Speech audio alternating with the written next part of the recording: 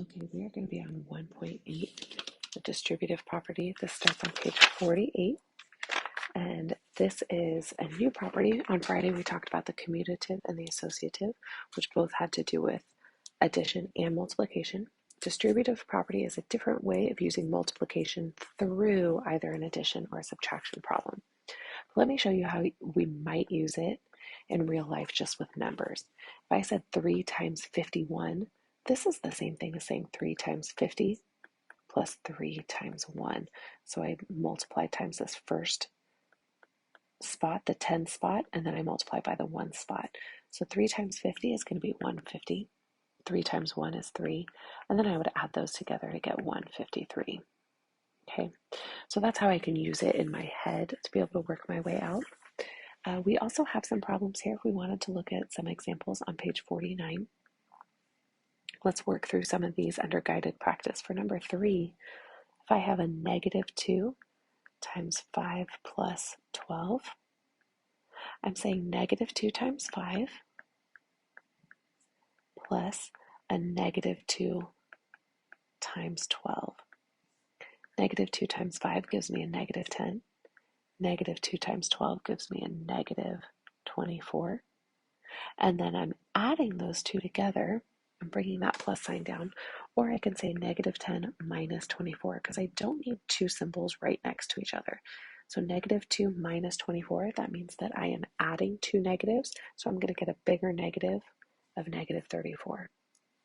Let's go ahead and use number 4 as another example, again under guided practice on page 49. So we're saying -4 times -7 minus 10. I'm going to say -4 times -7, and I'm just writing what they've given me so far. And then -4 times -10 here. So -4 times -7 is going to give me a positive 28. Then I have a -4 times -10, and that's going to give me a positive 40. Now I have two positives. I just add across 68. So that's going to give me the same ability to do that. Now, our next page, or our next example, are going to begin using variables.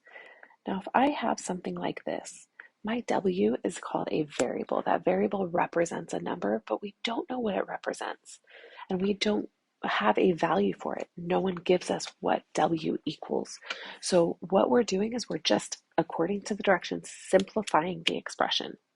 So if I'm simplifying it, what I'm going to do is I'm going to say 2 times this W. Now, if I don't have a number in front of the W, I'm going to assume that it's a 1.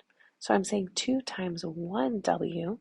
I'm going to bring down this minus sign, and then 2 times 8.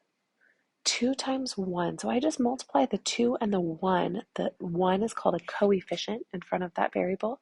So we're just going to multiply 2 times 1 is 2. I bring down my W. And then I'm going to say 2 times 8 is 16. And I bring down that subtraction symbol again. Now, 2W and 16 are not like terms because the 16 doesn't have a W. So I can't say 2 minus 16 and get a -14 because they're two separate terms. This W makes them not the same. So this is our simplified expression, 2W minus 16.